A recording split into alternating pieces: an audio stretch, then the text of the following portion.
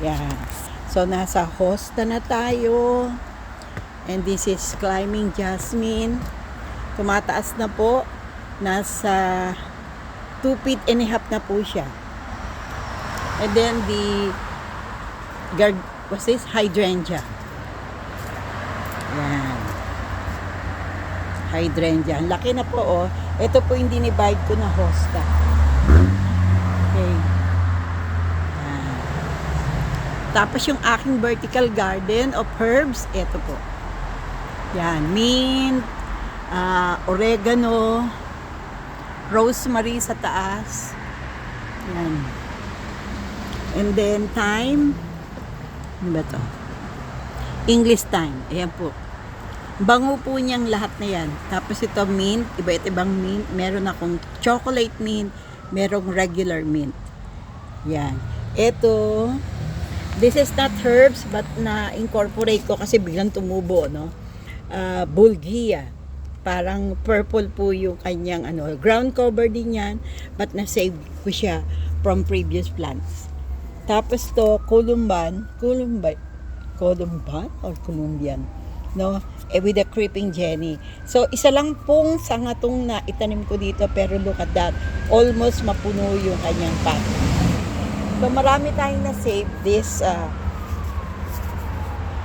year, 2026. Mas natutuwa ako kasi ang namatay ko pa lang so far ay yung peach na rose. Yan. Hosta. 3 variety of hosta o 4 meron ako. And then, ito yung sinesave kong another type of lavender. No? I don't know kung this is Spanish lavender, pero mukhang mabubuhay siya. Yan. So, magdidilig po tayo maya-maya. Although binuksan ko na. Yan.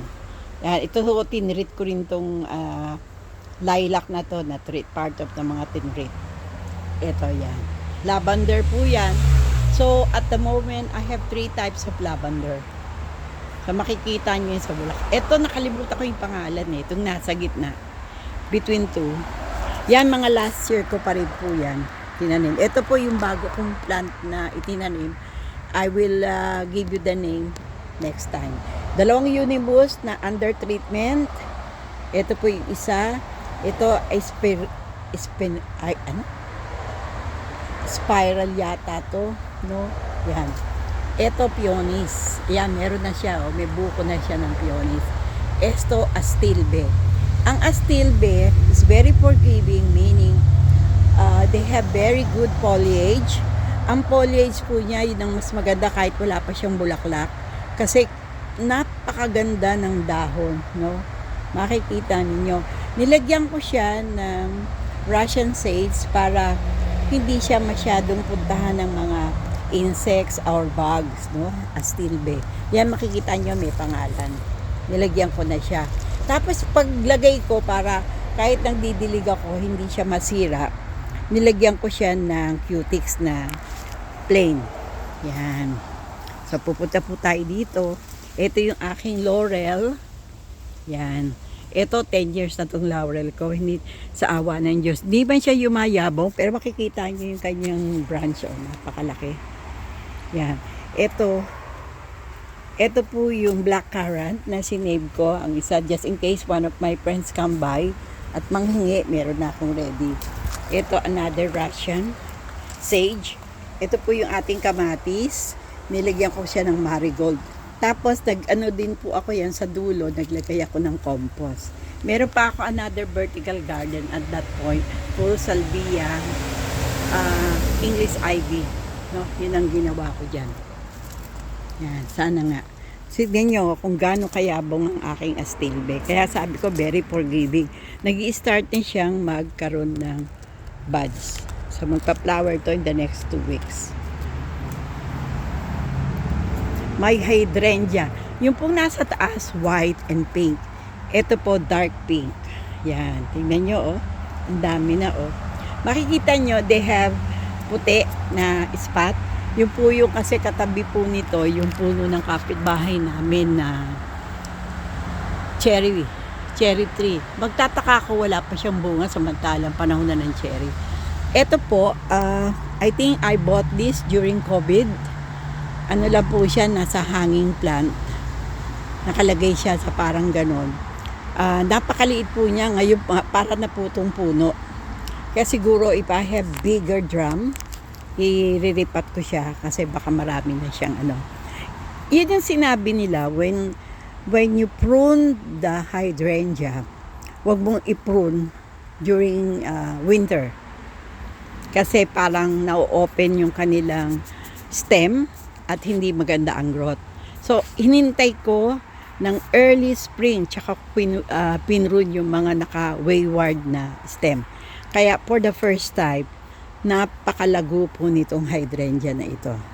And then this is another type of hosta, blue hosta. So iba sila pag lesser ang light nagiging blue. Yung isa dun sa meron Sunset Grove yun eh.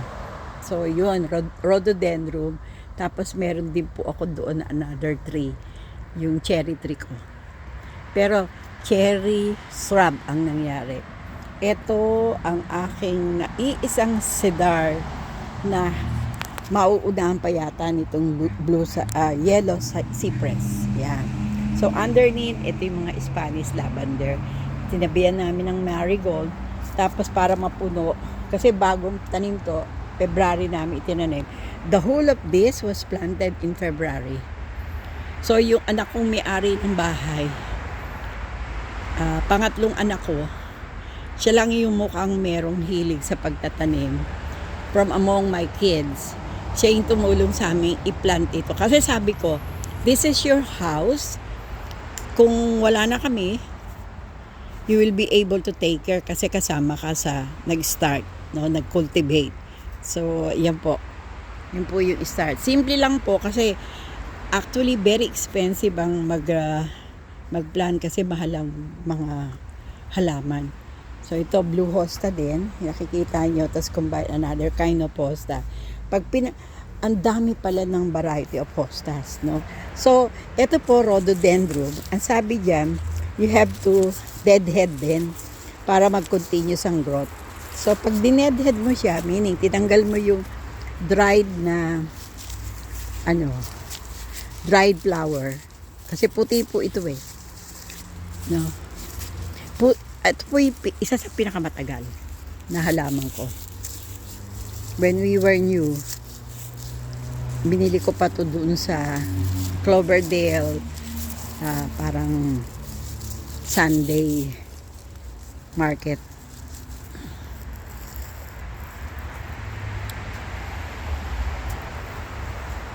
Yan. I-deadhead mo yan para mabuhay. Habang nandito ako kasi pag morning ngayon malamig eh. Summer pero malamig, no? Talaga yung kanyang yung hangin iba yung feel mo kahit sabihin mong summer siya. So yan, tanggalin mo lang, deadhead mo. Deadheading ang tawag diyan. And lumalaki na siya. Yan. Yan po yung mga plants so far. And ito po yung ginawa ng asawa ko. Isang another arrangement. Yun po, may elephant ears, may sedum, merong creeping jenny, at isa pang klase ng sedum. Ito po, all combination of succulent and plants. Tapos ito po yung isa kong rose na propagate from stem. Hindi ko pa masabi kung sana kung peach rose to ay nabuhay ko. Kung mamamatay man yung isa, at least may kapalit. Yan. So, that's all for now. Ayun, nakikita nyo from afar kung gaano kaganda yung rose na sinasabi ko sa inyo. Yan. Nakakatuwa. Yan. Yan yung tapos nakita nyo yung grapes. So, ang dami pa namin gustong biling plants ng husband ko. Pero sabi ko, next 2 weeks. The next 2 weeks, pag marami na yung for sale ng mga plants ng spring, doon kami bibili, especially yung perennial, para cheaper compared dun sa ngayon ka bibili, no? Ito inaabangan natin yung aking hanging strawberry. Yan, no, nakikita nyo, nagiging red na. Yan. Yan. Marami. Super dami. Yan. Kita nyo yung aking plant. Yung mga puti po niyan, bulaklak po yan ng malaking tree sa kapitbahay namin. Talagang importante yung mga eggshells, iipunin ninyo, tapos dudurugin ninyo, ilalagay niyo sa isang container. Mas maganda talaga yung ginagamit mo, yung natural fertilizer. Kaya ito po, nakakatuwa na i-share sa inyo.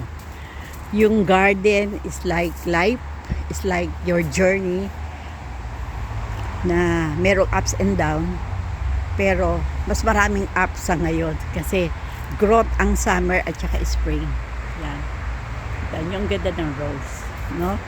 So, ito lang po yung mai-share ko ngayon sa inyo, and we'll see kung mabuhay yung mga roses kung nasa pots, at maglalagay ako ng new soil, yung iba top soil, isa new potting soil.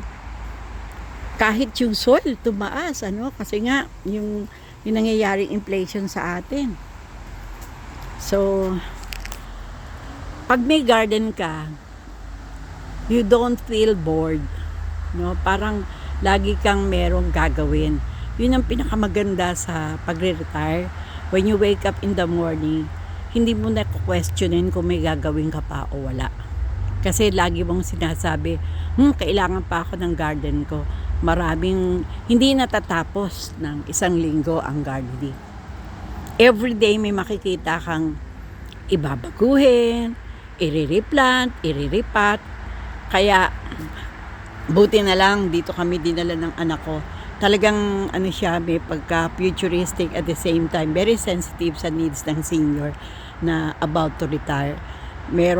Kesa mag-upo lang ako sa aking exercise chair, mas magandang nandito ako kasi nakikita ko, useful pa ako as senior together with my husband who have lots of idea in order to maintain a garden like this.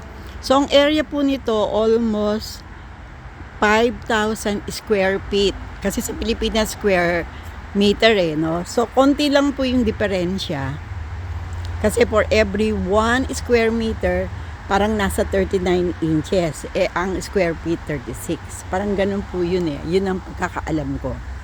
So, eto lang sa akin, malaki na to para sa edad namin ni Rene na i-cultivate. Kasi, meron naman kaming issue sa mga legs namin, sa mga knees namin. Ito, sinasabi kong very manageable. No? Plant a tree, plant a shrub, and in the next few months makikita mo something new come out.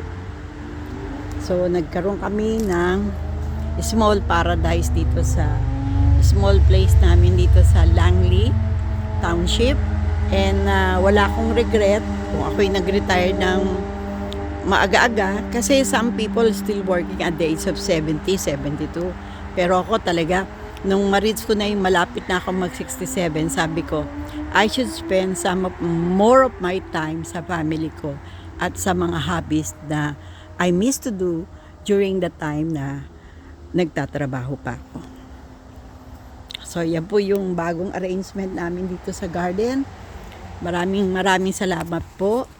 At ang quotation po natin ngayong araw na to ay yung small seedling na itatanim mo ay yayabong tulad ng buhay mo. Marami pong salamat. See you in the next, and God bless. I'll look us again from Langley, BC. Thank you po sa pagsasubscribe, at kung nakita ninyo that this information worth sharing, paki-share po and like, subscribe. Bye for now. I'll look us again.